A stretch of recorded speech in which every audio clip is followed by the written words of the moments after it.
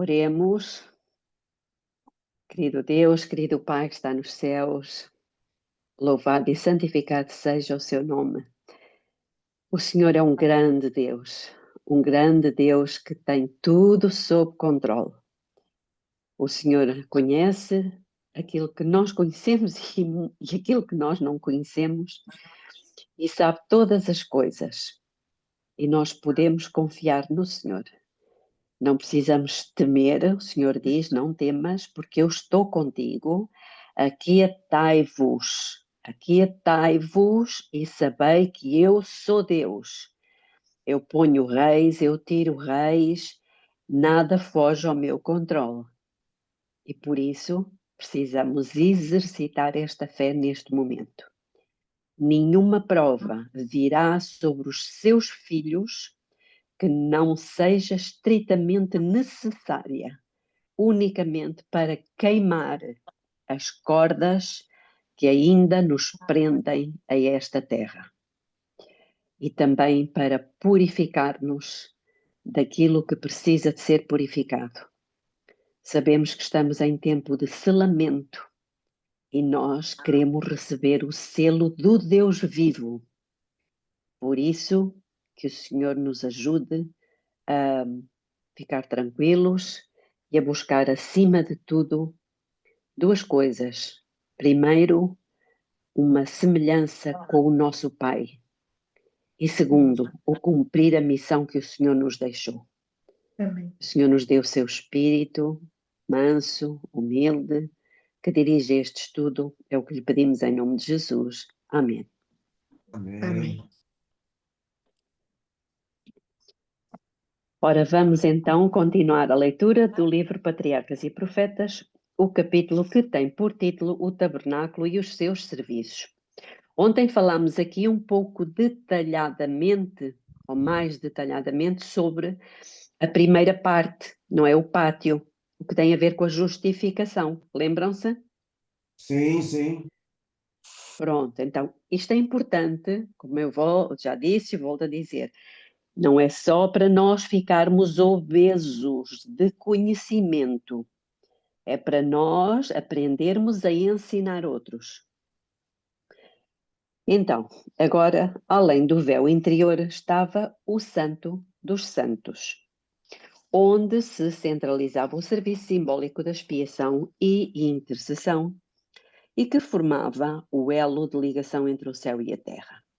Neste compartimento estava a arca, uma caixa feita de acácia, coberta de ouro por dentro e por fora, e tendo uma coroa de ouro em redor da sua parte superior. Fora feita para ser o receptáculo das tábuas de pedra sobre as quais o próprio Deus escrevera os 10 mandamentos.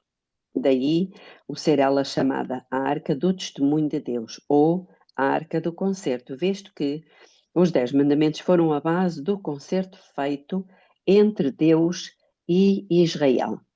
Portanto, o objetivo de Deus, irmãos, neste caminho, porque o teu caminho, ó Deus, está no santuário, Salmo 77, 13, o objetivo de Deus é que nós vamos por esse caminho até chegarmos ao lugar santíssimo.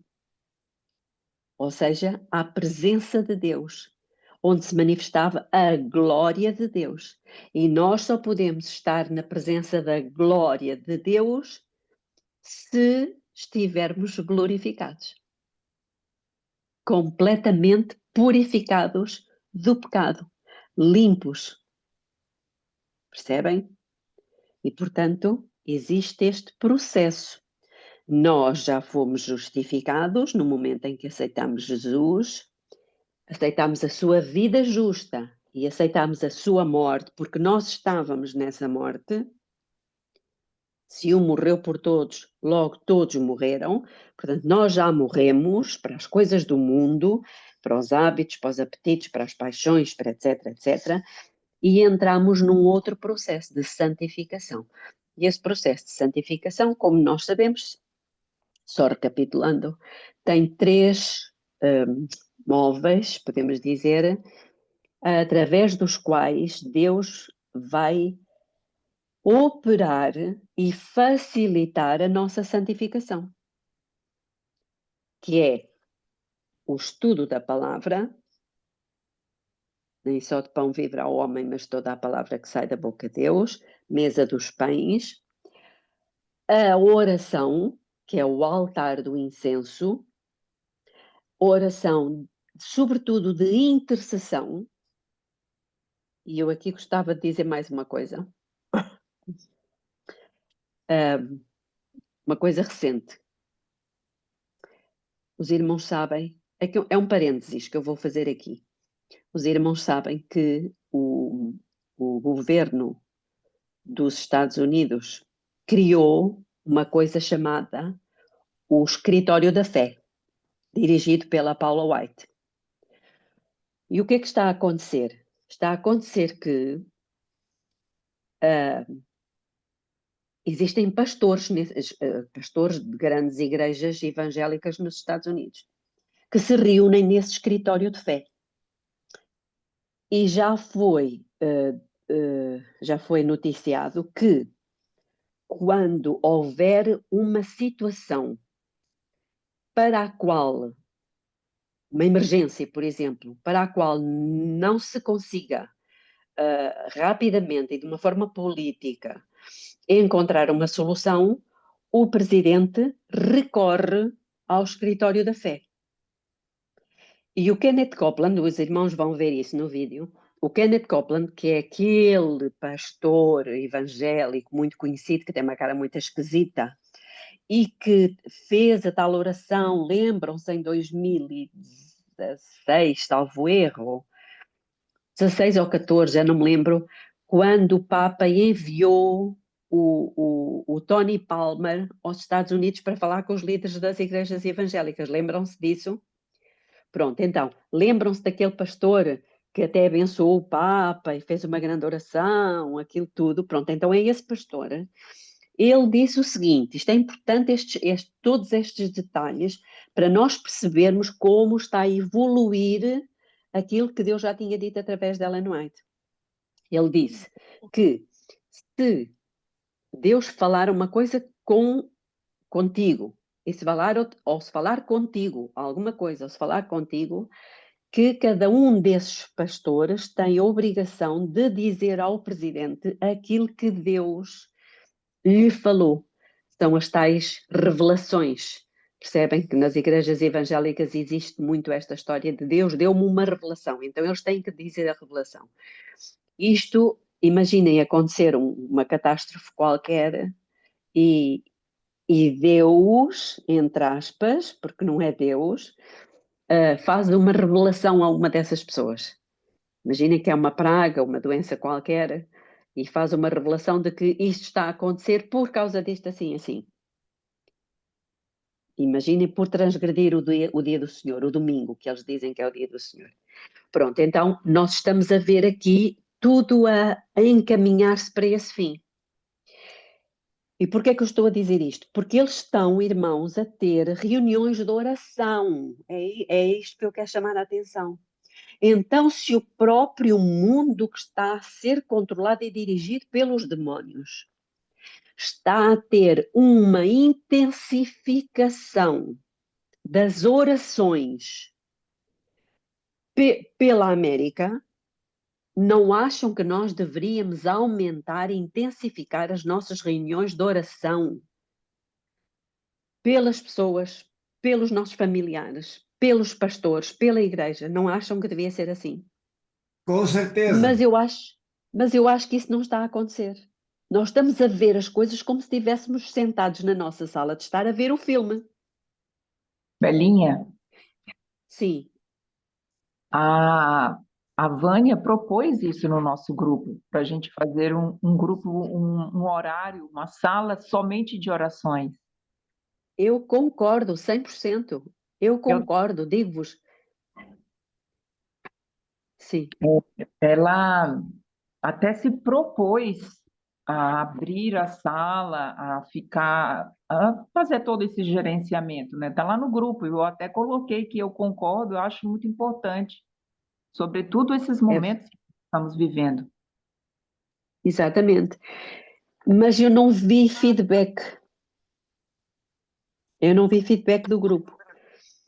Portanto, fiquei a aguardar. Mas uma coisa é certa, irmãos. Nós precisamos começar a pensar seriamente no assunto. Porque as coisas vão ser muito rápidas. Aliás, ele até diz, esse Kenneth Copeland, ele diz que quando Deus fizesse essa revelação a um deles, que devia ser posta em prática rapidamente. Estão a ver? Então nós estamos a ver aqui um país... Sim, Marinês, fala. A minha igreja está fazendo isso, Belinha, já tem um bom tempo. Nós oramos às 4:30 da manhã, tem uma pessoa que ora, depois, durante o dia, 6 horas, e o último é 6 horas da tarde. Mas às vezes acontece também de ter orações às 9. E pelas famílias, pelos doentes, pelos pastores, pela igreja, pelas crianças, e também nós temos orado muito pelas crianças, Uhum. e está sendo uma bênção. Ok, isso é muito importante. Agora, é importante também nós orarmos pela situação em que o mundo está e a igreja dorme. Percebem? Porque o que nós percebemos, todos nós já percebemos, que não é o objetivo de Satanás que a igreja esteja desperta. E eu acho que não estamos muito confortáveis na posição em que nos encontramos. Ou seja, somos o povo de Deus, povo de Deus, povo de Deus, e parece que nada vai nos acontecer. Não é isso? Eu não Só estou que não é pensando assim. assim, não. Sei. Sim, eu estou a falar no geral, não é? No geral é um pouco essa noção que existe. Ok, então vamos avançar com esse propósito que a Vânia sugeriu e que eu concordo. Temos que acertar aqui depois, então, como é que vai ser. Motivos muito... Temos que acertar o horário, porque entre o Brasil e Portugal existe uma diferença horária significativa. Mas não nos dispersarmos muito por outros motivos. Eu creio que o motivo que nós precisaríamos mesmo era por um reavivamento da primitiva piedade. Eu insisto neste ponto, é o que Ellen White diz em Mensagens Escolhidas, o reavivamento da primitiva piedade é a maior e a mais urgente de todas as nossas necessidades. Buscá-la deve ser a nossa primeira preocupação. Eu até vou ler, dou-te já a palavra, Geórgia. Vou ler porque está no primeiro volume de Mensagens Escolhidas. Eu vou buscar o livro, está bem? Fala, Geórgia. A respeito desses encontros, como a gente tem várias realidades, né? Vocês aí em Portugal, aqui no Brasil, alguns trabalham e esse horário de 7 horas ainda está no... Alguns estão no pique. A sugestão é que não precisa ser o grupo inteiro, mas o grupo, conforme a possibilidade desse encontro, se reúne em grupos em horários diferentes. Isso Sim, durante o dia, né? sim, eu concordo. Então, eu vou ler aqui Mensagens Escolhidas, volume 1. Eu acho, não quer dizer que seja assim, mas eu acho que este deve ser o foco, o nosso foco. É um capítulo, e quem sabe, olha, estou agora a ver, a lembrar-me, quem sabe, antes de cada reunião, lermos nem que seja apenas um parágrafo. Um parágrafo deste capítulo, que é o capítulo 16, que tem por título Apelo a um reavivamento. O que é que acham? Não é isso que nós pretendemos? Sim, sim. Então diz aqui, eu vou começar. Vou só ler uma pequena frase. Diz assim: um reavivamento da verdadeira piedade entre nós, eis a maior e a mais urgente de todas as nossas necessidades. Buscá-lo deve ser a nossa primeira ocupação. Importa haver diligente esforço para obter a bênção do Senhor. Não porque Deus não esteja disposto a outorgá-la, mas porque nos encontramos carecidos de preparo para recebê-la. Olhem o que Deus está a dizer. Nosso Pai Celeste está mais disposto a dar o seu Espírito Santo, portanto, a bênção é o Espírito Santo, àqueles que lhe o peçam do que pais terrenos o estão a dar boas dádivas a seus filhos. Cumpre-nos, porém, mediante confissão, humilhação, arrependimento e fervorosa oração, cumprir as condições estipuladas por Deus em sua promessa para conceder-nos sua bênção. Só podemos esperar um reavivamento em resposta à oração. Belinha, E eu vou não parar. tenho certeza. Você pode botar esse parágrafo no grupo para mim? Eu vou enviar para minha Posso. filha, por favor. Posso sim, senhora. Vou deixar aqui aberto para não me esquecer. Pronto, isto só para nós percebermos, irmãos. Então, lendo frases pequeninas nesse grupo, só como introdução, e depois orar a respeito disso. Concordam? Muito bem, depois falamos então dos detalhes. Eu Sim. concordo. Como? Concordamos, sim, eu acho uma excelente ideia, é o que nós precisamos agora ou nunca. Pois, é isso mesmo, agora ou nunca. Então vamos Também continuar. concordo. Eu também Muito concordo. bem. Belinha, eu Sim. tenho lido aquele livro Liberto das Trevas. Gabriel Estevam fala como o Satanás tem atuado em fazer os alimentos na modificação genética, né, transgênica. Ele disse que nós comendo isso, ele dá o controle das pessoas. Nossa, eu fiquei tem que tirar então, parar de comer trigo, parar de comer. A gente tem que orar por nós, porque senão a gente não consegue também melhorar espiritualmente. Uhum. Lendo, depois eu posso pegar passagem por passagem. Ele fala lá por que comer, quando comer, quanto comer, tudo isso tem que estar. Ele punhava isso na memória do menino, e ele toda a vida foi, porque aí era o controle que ele tinha sobre o Gabriel Estevam. E nós também, se nós a fazermos tudo assim, como Nós temos a alimentação do Éden, que nosso Deus nos ensina na Bíblia. isso, mas tem a modificação genética sobre esses, como eles fizeram transgênico no trigo, no soja, Sabem, sim, sabem que eu aqui nas meditações matinais Maranata,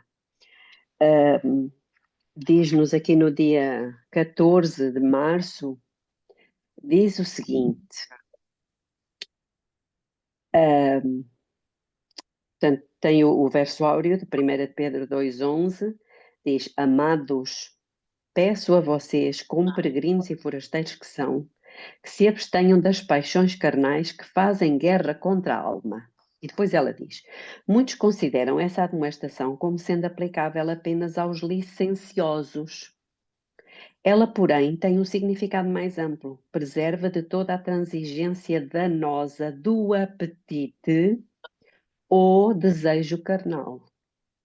Todo o apetite pervertido torna-se um desejo desenfreado.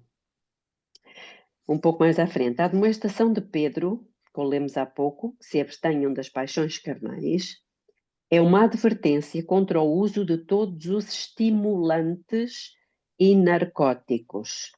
E depois ela diz, ninguém que professe piedade considere com indiferença a saúde do corpo e se iluda com o pensamento de que a intemperança não é pecado.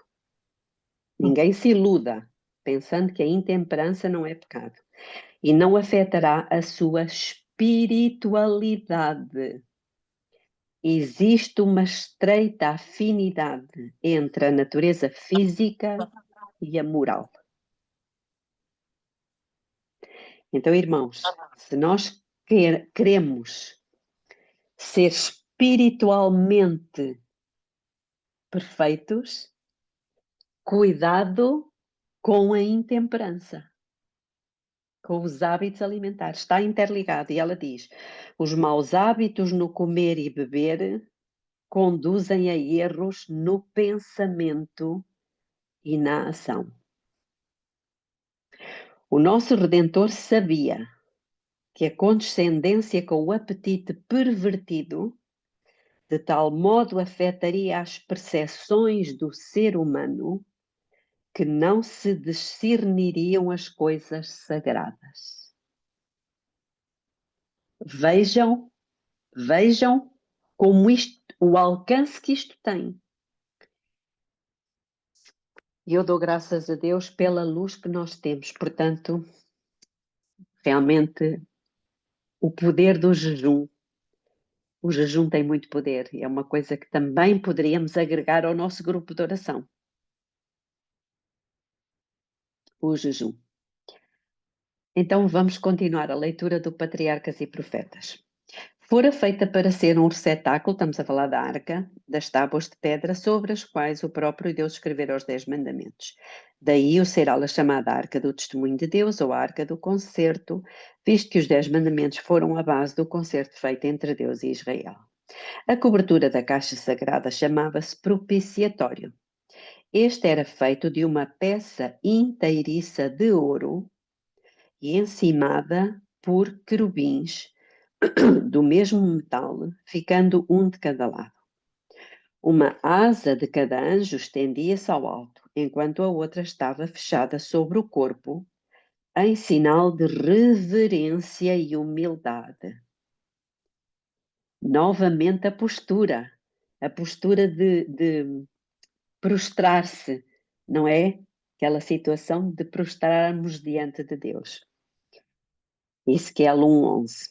A posição dos querubins, tendo o rosto voltado um para o outro e olhando reverentemente abaixo para a arca, representava a reverência com que a hoste celestial considera a lei de Deus e seu interesse no plano da redenção. Acima do propiciatório estava o Shekinah, manifestação da presença divina. E dentre os querubins, Deus tornava conhecida a sua vontade. Mensagens divinas às vezes eram comunicadas ao sumo sacerdote por uma voz da nuvem. Algumas vezes, uma luz caía sobre o anjo à direita, para significar aprovação ou aceitação. Ou uma sombra ou nuvem repousava sobre o que ficava ao lado esquerdo, para revelar reprovação ou rejeição. A lei de Deus, encerrada na arca, era a grande regra de justiça e juízo. Aquela lei sentenciava à morte ao transgressor. Mas, acima da lei estava o propiciatório, sobre o qual se revelava a presença de Deus e do qual, em virtude da obra expiatória, se concedia o perdão ao pecador arrependido. Assim, na obra de Cristo pela sua redenção, pela nossa redenção, simbolizada pelo ritual do santuário, a misericórdia e a verdade se encontraram, a justiça e a paz se beijaram. Salmo 85:10. Nenhuma linguagem pode escrever a glória do cenário apresentado dentro do santuário. As paredes chapeadas de ouro, que refletiam a luz do áureo castiçal.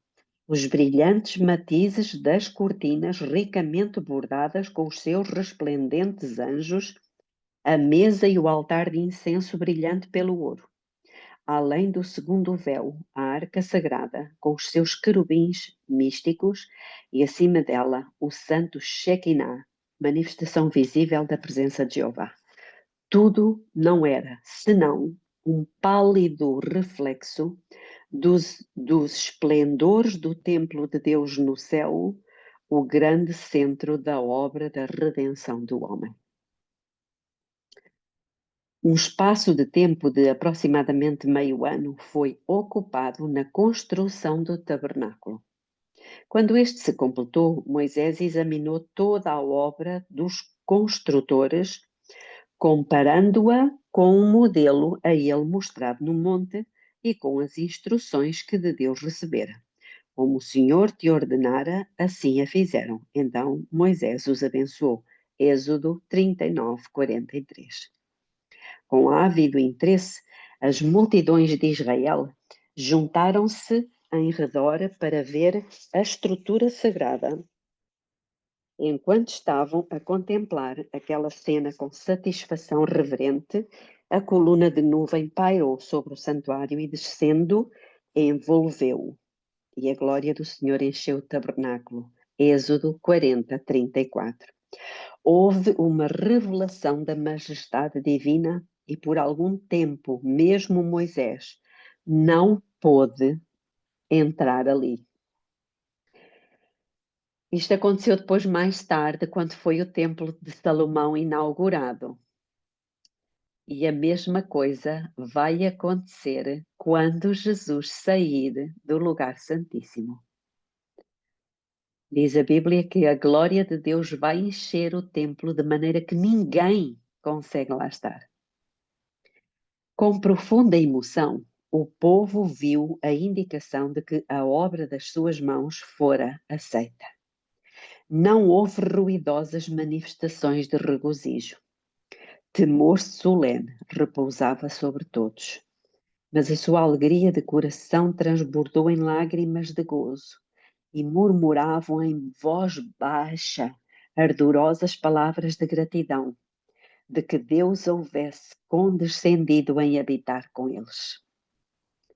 Por determinação divina, a tribo de Levi foi separada para o serviço do santuário.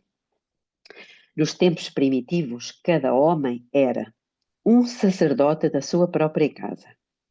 Nos dias de Abraão, o sacerdócio era considerado direito de primogenitura do filho mais velho. Portanto, há aqui uma evolução. Agora, em lugar dos primogênitos de todo o Israel, o Senhor aceitou a tribo de Levi para a obra do santuário. Por meio desta honra distinta, manifestou ele a sua aprovação, à fidelidade da mesma, tanto por aderir ao seu serviço como por executar os seus juízos, quando Israel apostatou com o culto ao bezerro de ouro. O sacerdócio, todavia, ficou restrito à família de Arão. A este e seus filhos somente permitia-se ministrar perante o Senhor.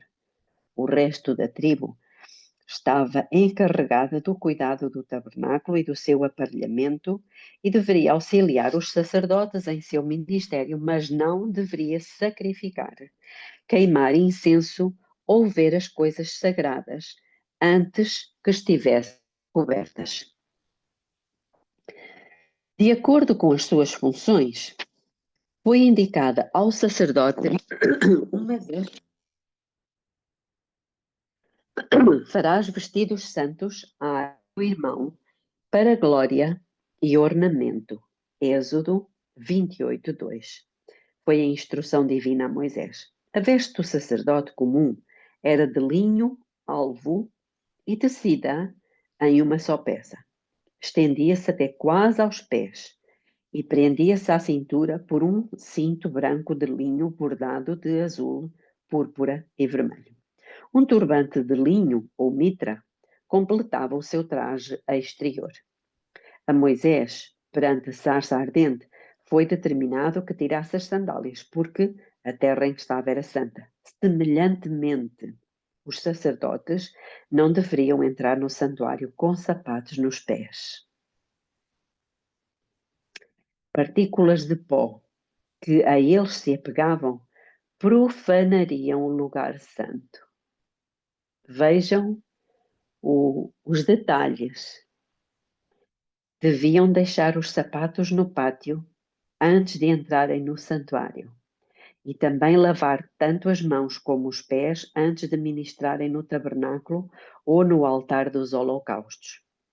Desta maneira, ensinava-se constantemente a lição de que toda a contaminação devia ser removida daqueles que se aproximavam da presença de Deus. Então, irmãos, Deus aqui está-nos a mostrar quão sagrada é a sua presença, que nós não podemos ir à presença de Deus de qualquer maneira. E muitas vezes entramos na igreja falando, rindo, fazendo barulho, falando alto. Irmãos, não pode ser assim. Nós temos que ter esta noção e não permitir, porque diz aqui, desta maneira ensinava-se constantemente a lição de que toda a contaminação devia ser removida daqueles que se aproximavam da presença de Deus. Portanto, quando vamos à presença de Deus, nós não podemos ir com nada que contamine a nossa mente ou o nosso coração. Belinha, posso fazer uma pergunta? Sim, Nesse caso, não só se referindo à igreja quando nós vamos, mas isso também tem a ver não com a nossa postura dentro da nossa casa, na hora que vamos orar, na hora como nos prostrarmos diante de Deus, ou termos sim. alguma coisa como algum lugar na nossa casa onde você também deixa o seu sapato do lado de fora da sua casa e entra no lugar santo, que é a sua casa, onde você vive. Eu não sei, ou alguns cômodos da nossa casa que esteja reverenciado a Deus, isso tem algum relacionamento com a nossa vida nesse sentido? É que aqui está a falar especificamente do santuário, não é? Que era onde se manifestava a presença de Deus. Agora, claro que se nós, quando estamos a fazer o culto do pôr do sol, que é uma coisa que eu acho que a maior parte dos adventistas já nem sequer sabe como é que se faz, porque não fazem o culto do pôr do sol, eu não sei como é que os irmãos, qual é a experiência que os irmãos têm, mas infelizmente é isso que eu vejo, não é? Nós adventistas já perdemos isso, seja no culto do pôr do sol, seja no lugar que nós dedicamos à oração, pois devemos ter o mesmo cuidado, não é? De ir à presença de Deus sem extremos, mas ir à presença de Deus com toda a reverência, com todo o respeito. Principalmente a contaminação da alma, eu acho que isso é importante, não é? Não é só a parte física, mas muitas vezes vamos orar com sei lá, com sentimento mau contra um irmão, com amargura no coração, com ressentimento, e isso não pode acontecer. As vestes do sumo sacerdote eram de custoso material. Agora estamos a falar do sumo sacerdote. Até agora estávamos a falar do sacerdote. Eram de custoso material e de bela confecção em conformidade com a sua elevada posição. Em acréscimo ao traje de linho do sacerdote comum, usavam uma vestimenta de azul, também tecida em uma única peça. Ao longo das fímbrias era ornamentada com campainhas de ouro e romãs de azul, púrpura e escarlate. Por sobre isto estava o éfode, uma vestidura mais curta, de ouro, azul, púrpura, escarlate e branco. Era preso por um cinto das mesmas cores belamente trabalhado. O éfode não tinha mangas e em suas ombreiras, bordadas de ouro, achavam-se colocadas 2 pedras de ónix que traziam os nomes das 12 tribos de Israel. Sobre o éfode estava o peitoral, a mais sagrada das vestimentas sacerdotais. Este era do mesmo material que o éfode. Era de forma quadrada, media 1 palmo e estava suspenso dos ombros por um cordão de azul, por meio de argolas de ouro. As bordas eram formadas de uma variedade de pedras preciosas, as mesmas que formam os 12 fundamentos da cidade de Deus. Dentro das bordas havia pedras engastadas de ouro, dispostas em fileiras de 4, e como as das ombreiras, tendo gravadas os nomes das tribos. As instruções do Senhor eram: Arão levará os nomes dos filhos de Israel no peitoral do juízo sobre o seu coração, quando entrar no santuário, para memória diante do Senhor continuamente. Êxodo 28, 29. Assim, Cristo, o grande sumo sacerdote, pleiteando com seu sangue diante do Pai, em prol do pecador, traz sobre o coração o nome de toda a alma arrependida e crente. Diz o salmista: Eu sou pobre e necessitado, mas o Senhor cuida de mim. Salmo 40, 17. À direita e à esquerda do peitoral havia duas grandes pedras de grande brilho. Estas eram conhecidas por Urim e Tumim. Por meio delas fazia-se saber a vontade de Deus pelo sumo sacerdote. Quando se traziam perante o Senhor questões para serem decididas, uma áurea de luz que rodeava a pedra preciosa à direita era sinal do consentimento ou aprovação divina, ao passo que uma nuvem que ensombrava a pedra à esquerda era prova de negação ou reprovação.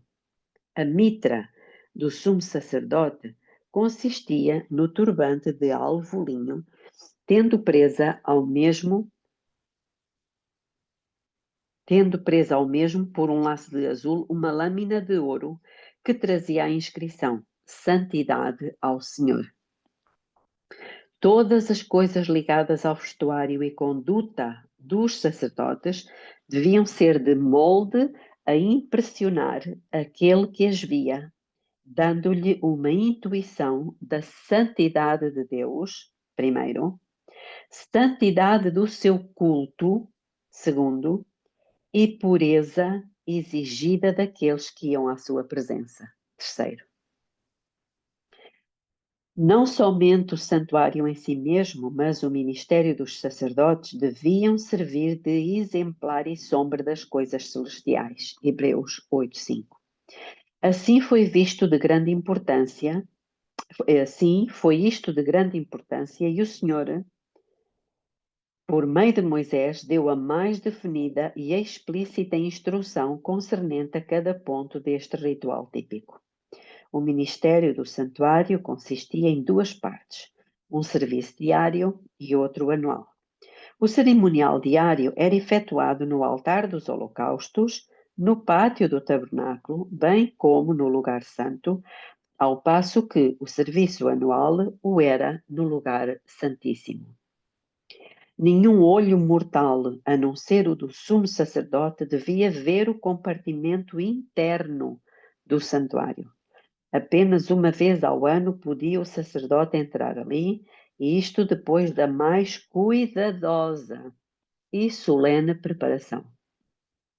Com tremor, entrava perante Deus e o povo, com reverente silêncio, aguardava à sua volta, tendo erguido o coração em oração fervorosa pela bênção divina.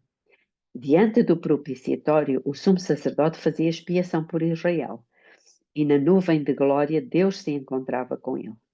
Sua demora ali, além do tempo costumeiro, enchia-os de receio de que, por causa dos seus pecados ou dos dele, houvesse sido morto pela glória do Senhor.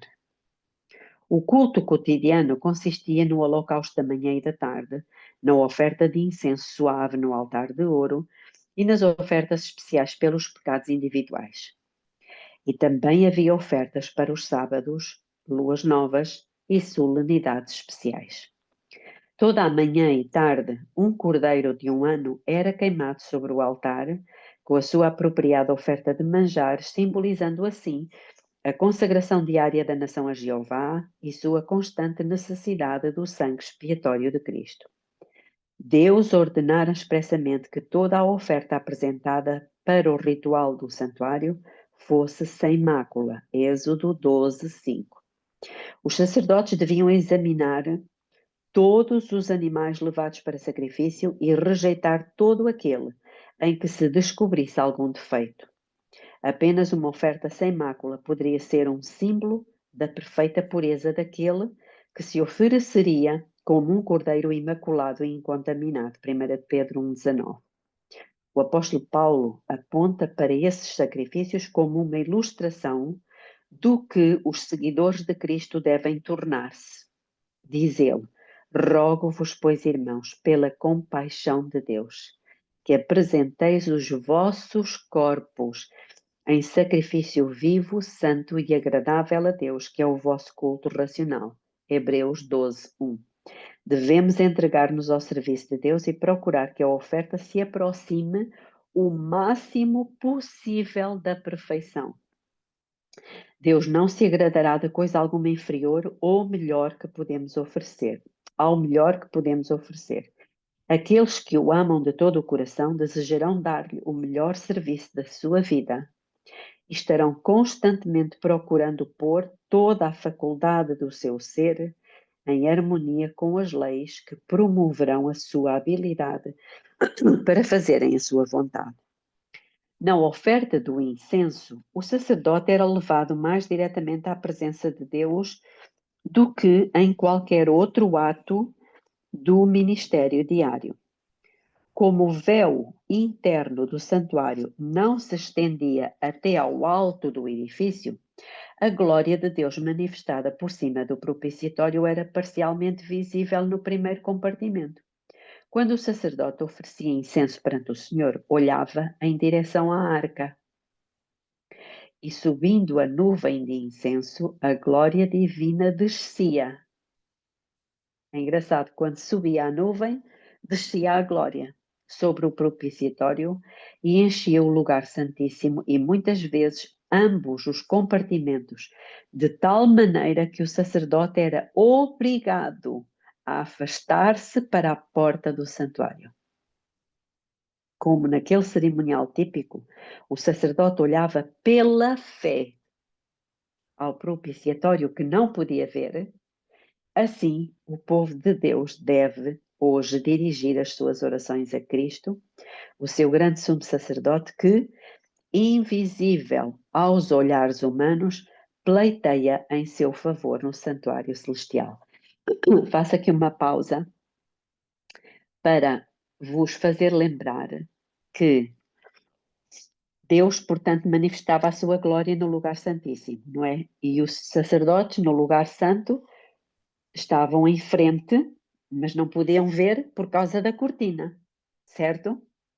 Era aí que o sacerdote orava, confessava os seus pecados e os pecados do povo, intercedendo pelo povo, e dentro do Santíssimo, atrás da cortina, que não era visível pelo sacerdote, estava Deus, escutando e perdoando. A Igreja Católica fez uma falsificação disto. No ato da confissão, o pecador está do lado de cá. Não vê o sacerdote, que está atrás do confessionário. Ou seja, o sacerdote, o padre, está-se a colocar no lugar de Deus, ouvindo as confissões do pecador. Sim, Apo. Eu queria só fazer um comentário, que à medida que você ia lendo, eu estava lembrando de um estudo que eu fiz uma vez, que é assim, o templo de Deus agora somos nós, não é? Deus quer habitar em nós. Então, dentro da nossa casa, da nossa família, nós somos uma pequena célula da sociedade. E Deus também quer habitar no nosso lar, né? E depois cada família vai à igreja para ser o corpo de Cristo. E Deus também quer habitar naquele templo, na casa dele, não é? Que é uma figura do templo. Só que o que acontece? O que o inimigo fez com as nossas casas hoje? A maioria das casas, vocês já repararam que parece como o templo de antigamente? Tem altar de holocausto, Tem uma pia gigante, onde as pessoas já não se lavam só as mãos e os pés, mas se entram lá dentro, se lavam todas. E o lugar santo, vocês repararam que até para entrar dentro da nossa casa, nós tiramos os sapatos muitas vezes, especialmente para quem mora no campo.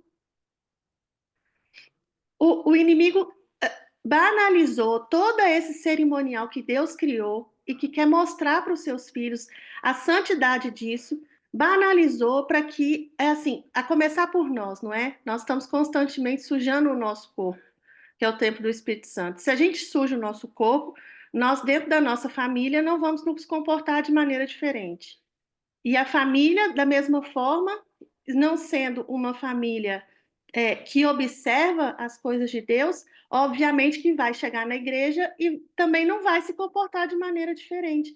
E isso vai sujando todas as esferas de atuação de Deus dentro da nossa sociedade, até que a coisa vire um caos perfeito. Olha como estão as nossas igrejas adventistas hoje. A igreja somos nós, irmãos. Não é porque o pastor fulano, porque a conferência geral, não.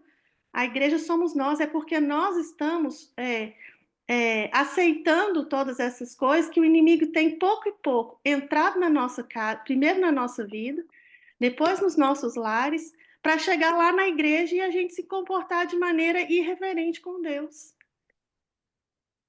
Então, a Bíblia não diz assim, se você vai para oferecer alguma oferta a Deus, se tem alguma coisa com seu irmão, deixa lá a sua oferta e volta e vai se reconciliar com seu irmão. Mas a gente está constantemente, nós falamos aqui, acho que há 2 dias atrás, não me lembro, sobre a irreverência para orar. Já nem falo mais das outras coisas, não é? Nós estamos orando de pé quando tem reverência, quando não tem é sentado mesmo. E muitos de nós, especialmente os jovens e os meninos, já nem fecham o olho mais para orar. O que está a se passar? E silenciosamente o inimigo está atacando a nossa vida, desde nós mesmos, que é um elemento para chegar na nossa família, para depois chegar na nossa igreja. Se as nossas igrejas estão do jeito que estão, é por comodidade nossa, não é da conferência geral, não é da união, não é das associações, nem dos pastores. Porque se nós não condescendêssemos com isso, isso não ia acontecer. É assim, a salvação é individual. Eu estava vendo ontem um estudo do Ivan sobre o selamento, a parte 2, aquilo é muito, muito, muito, muito bom. Os irmãos não viram, eu acho que ainda vale a pena. E ele está falando que a salvação é individual, que Deus provê individualmente para cada um. Não adianta, nós estamos aqui todos num grupo fazendo um estudo muito bonito, mas se nós individualmente não pegarmos isso e não mastigarmos essa palavra, e não formos a Deus e não tivermos chorar e gemer pelos pecados, primeiro os nossos e depois dos nossos irmãos, não vai haver salvação. E depois ele fala do coletivo, porque Deus também proveu algo para o coletivo. Mas o coletivo não é o grupo se juntar para estudar. O coletivo é a partir do momento que nós estamos estudando as mesmas coisas, porque vão haver pessoas que vão se juntar sem nunca terem se visto. É esse que é o coletivo que a Bíblia diz. Por quê? Porque as pessoas estão estudando as mesmas coisas e foram a Deus para fazer a mesma confissão. E quando elas se encontrarem, elas vão olhar umas para as outras e falar assim, você estudou isso, estudei, você está fazendo isso, tá? Mas por quê? Porque eu li as mesmas coisas que você. Eu vi na palavra as mesmas coisas que você. E eu confessei a Deus e fiz como você. É esse o coletivo que Deus vai juntar. E nós precisamos não só refletir sobre isso, mas falar com Deus sobre isso. A maioria das casas hoje parece um verdadeiro santuário. Tem churrasqueira, tem piscina, tem o lugar santo, tem o lugar santíssimo, né? Que é normalmente o quarto do casal, os donos da casa.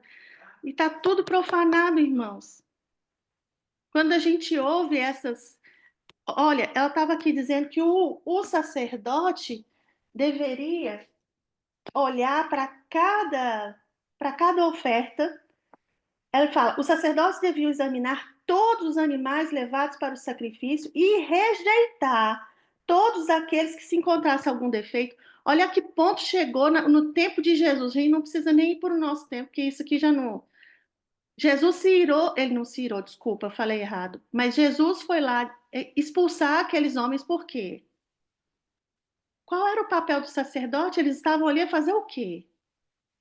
Os animais estavam imundos dentro do templo, sendo vendidos e fazendo comércio. Onde está o papel de um sacerdote rejeitar os animais que encontrassem algum defeito? E hoje, na maioria das casas, se faz o quê? Faz o sacrifício de animais impuros, para comer. E normalmente é regado com festa e bebida alcoólica e etc, né? Esse ritual aqui, com o que a gente faz hoje nas nossas casas, nós não, né? Nós aqui não fazemos isso mais, mas pode ser que no passado já fizemos. Mas isso se torna ridículo. Já está tudo banalizado. E o inimigo sorrateiramente vem fazendo todas essas coisas e a nossa sociedade, não consegue perceber o que está acontecendo, o que está a se passar.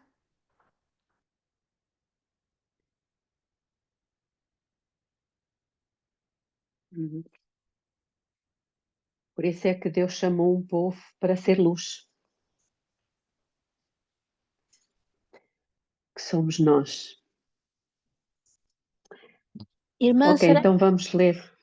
quando começa não tem que Sim. orar de joelho também? Quando termina?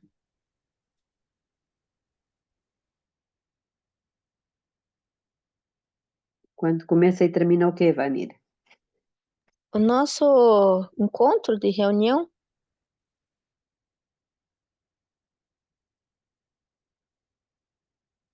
Mas qual encontro? Não estou a perceber. todo dia nós, quando se reúne agora, que nem nós estamos, quando começa, orar de joelho, quando termina, pelo menos Sim, uma vez, então. concordo plenamente. É assim, nós não estamos propriamente a fazer um culto, não é? Nós estamos num estudo. Mas quem sentir no seu coração que deve orar de joelhos, pois não é, ninguém é contrário a isso, não é? Nós não estamos num serviço de culto,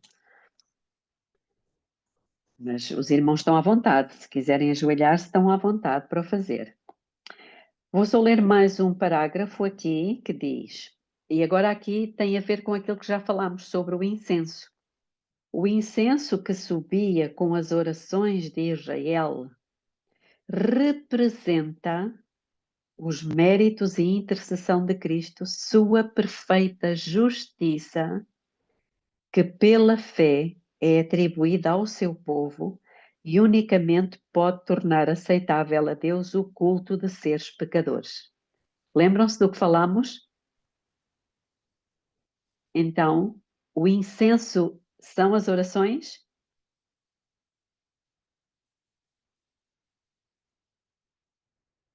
Não.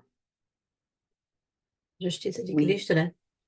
É a justiça de Cristo, que é misturada com as nossas orações, que faz com que as nossas orações sejam aceitas pelo Pai. Percebem?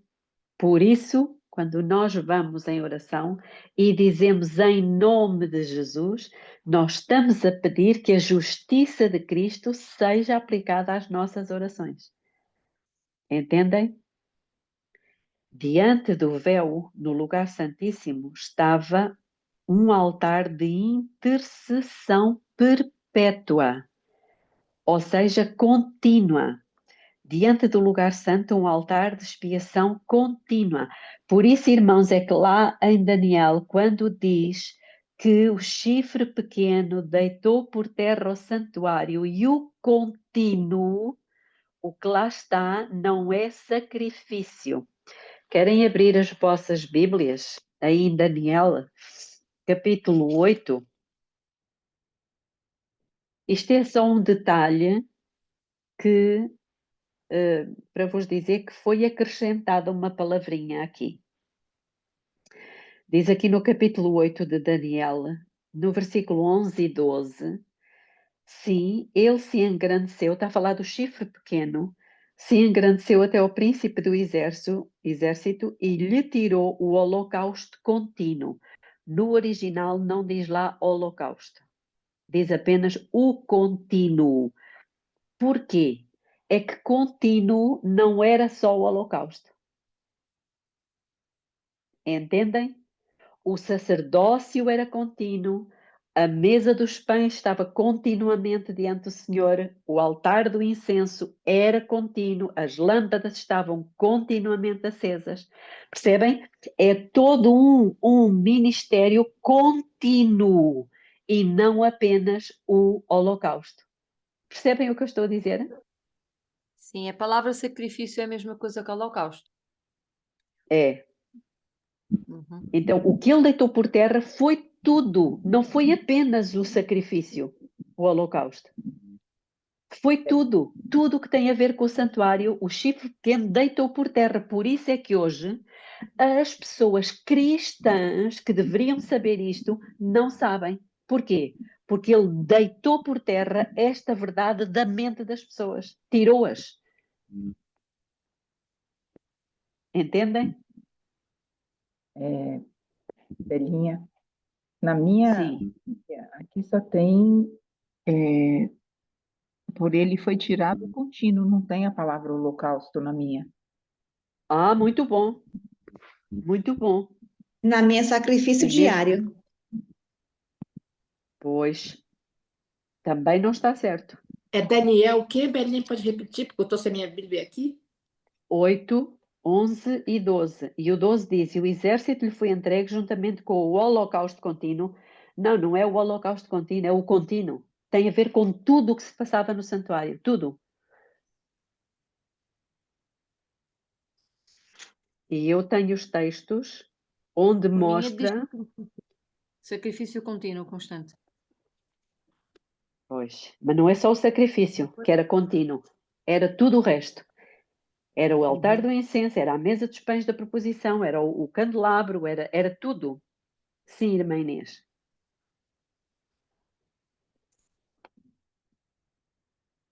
Pode falar, irmã Inês. Ai, perdão, estava aqui no mudo. É verdade, isso aí é bom raciocínio mesmo, é tudo. Mas eu queria perguntar se esta é a abominação desoladora. Esta quê? Esta situação de tirar o sacrifício contínuo Sim, é foi a colocada a desolação, abominação desoladora. Sim, foi é a esta, contrafação. É. é. Então, no tirar Inclui essa, várias coisas. ao tirar, então, tudo desceu abaixo, tudo foi desonrado, desclassificado, e então se torna uma abominação. Isso. É E aí tudo, é todo. nós podemos Sim. estender para outras coisas mais hoje, que é a música, que é a reverência. Podemos? É assim, reparem que foi tudo substituído. Eu vou só terminar aqui o parágrafo, está bem? E depois vou falar um bocadinho só rapidamente sobre esta questão. Então, diz aqui que pelo sangue e pelo incenso deveriam aproximar-se de Deus, símbolos daqueles que apontam para o grande mediador, por intermédio de quem os pecadores podem aproximar-se de Jeová e por meio de quem unicamente a misericórdia e a salvação podem ser concedidas à alma arrependida e crente. Vamos ficar por aqui e queria só dizer o seguinte, portanto, o chifre pequeno fez uma contrafação, ou seja, sim, Apple, querias dizer alguma coisa? Sim, eu queria só dizer que aqui na Bíblia, desculpa, na Bíblia Legado, né, que é a versão King James de 1611, Sim. fala do sacrifício diário. E quando eu fui no dicionário Strong, a tradução também é daily sacrifice, pela razão da Sim. transgressão. Mas se a gente for pensar bem, tudo que se fazia estava relacionado com o sacrifício, porque tinha que ter o sangue do animal para propiciação dos pecados e estavam lá o que estava acontecendo também dentro do lugar do santo e depois anualmente no Santíssimo tinha a ver com isso, não é? Então, mesmo tendo uma tradução do sacrifício, eu penso que pode ser, pode estar, pode não, eu acho que está é, relacionado com todas as outras coisas que aconteciam lá, porque estava tudo relacionado com a propiciação do pecado. O que tu achas, Bélio? Sim, nós temos aqui nas Escrituras matéria suficiente que nos mostra que todo o serviço do santuário era contínuo, tudo estava lá continuamente. A mesa, por exemplo, nunca estava sem pães. Os pães estavam continuamente sobre a mesa. O incenso era colocado no altar do incenso continuamente. O serviço dos sacerdotes era contínuo. Portanto, tem tudo a ver, e Deus com isto está-nos a dizer que todo o seu trabalho para a nossa salvação, toda a sua intercessão, ela está continuamente disponível. Toda. Não é só o sacrifício de Jesus que está continuamente acessível a todos. Não. É tudo. E eu, por exemplo, temos aqui no livro de Êxodo, no capítulo 29, versículo 38, diz: Um cordeiro oferecerás pela manhã e outro cordeiro oferecerás. Perdão, não é este. Isto, pois, é o que oferecerás sobre o altar. Aqui é o sacrifício. 2 cordeiros de 1 ano cada dia, continuamente. Portanto, estamos a falar do altar, dos sacrifícios. E o versículo 42 também diz: Este será o holocausto contínuo. Mas depois, no capítulo 25 de Êxodo, versículo 30, já não está a falar do holocausto contínuo, do sacrifício contínuo. O que é que diz? Êxodo 25, 30, diz assim: E sobre a mesa porás os pães da proposição perante mim para sempre. Não diz a palavra continuamente, mas diz para sempre. No capítulo 27, versículo 20, diz: Ordenarás aos filhos de Israel que te tragam azeite puro de oliveiras batido para o candeeiro para manter uma lâmpada acesa continuamente.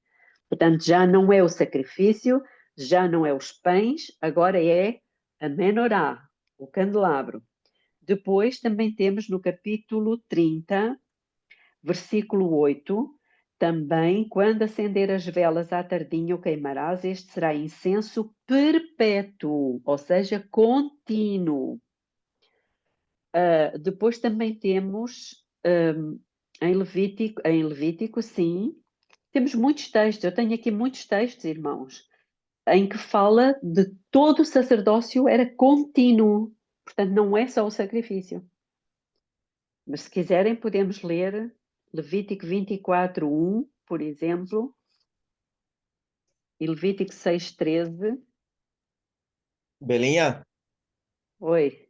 enquanto você vai a procurar aí, é o seguinte: essa expressão contínua, ela tem duas coisas importantes que devem ser salientadas.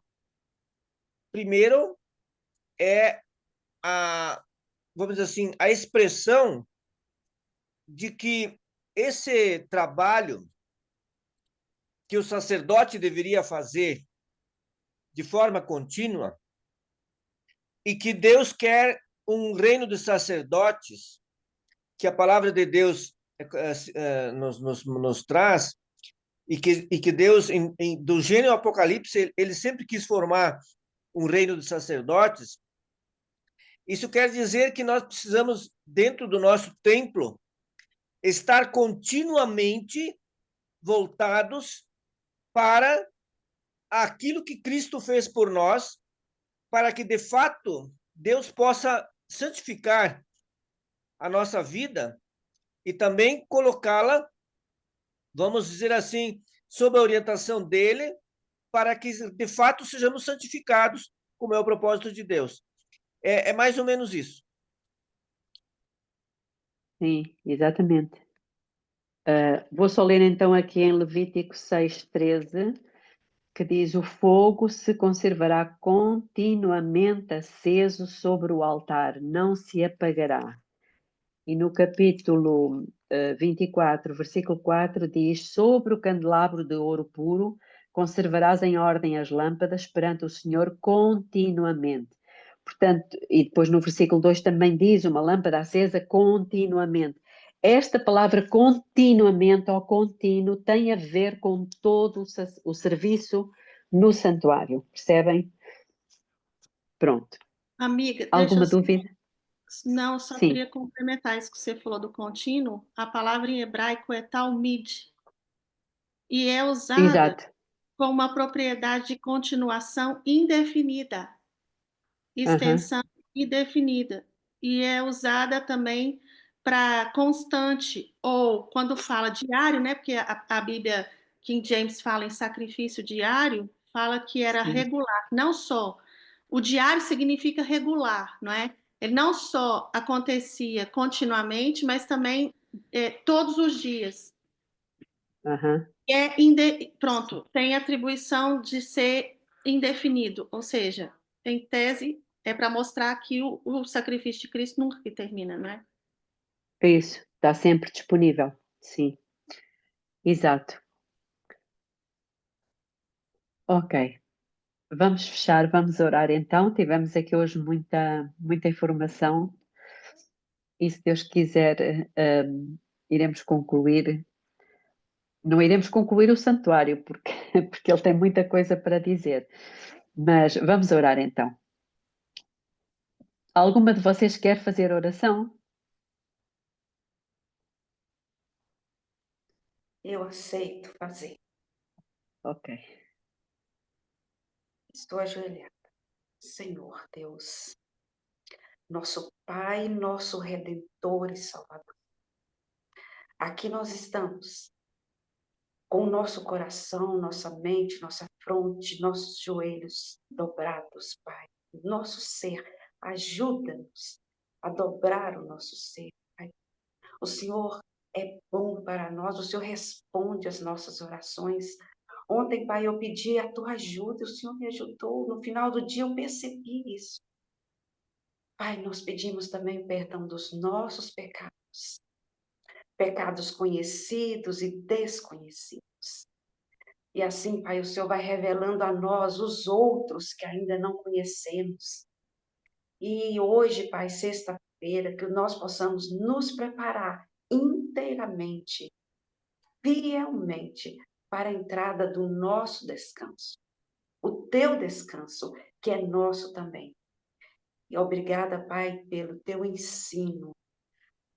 A chuva serôdia, ontem eu ouvi, Pai, a chuva serôdia vai consolidar através do estudo da tua palavra, da mensagem, Pai, do terceiro anjo, que é completa. Ó Deus querido, muito obrigada e atende por misericórdia, Pai. É o teu desejo de atender os nossos pedidos, as nossas necessidades. Abençoe a nós, os nossos queridos, a nossa família, a tua igreja, os grupos, Pai, de estudo espalhados pela face da terra, que são muitos, e que possamos todos buscar, assim como os egípcios, os hebreus lá no Egito, necessitaram de buscar o Senhor, de clamar. Ajuda-nos a clamar, Pai. já passou da hora. É em nome de Jesus, complete a nossa oração. Que esta oração que eu pronuncio agora, Pai, seja a de todos que estamos aqui, juntos, orando, cada um na sua área, na sua esfera de vida, Pai, todos distantes, mas todos unidos num só propósito. Esta é a nossa oração, que ela possa ser aceita, chegar ao teu trono da graça. Complete ela para nós, Pai, porque nós não sabemos orar como convém. E aceita-nos no amado, em nome de Jesus. Amém, amém e amém. Amém.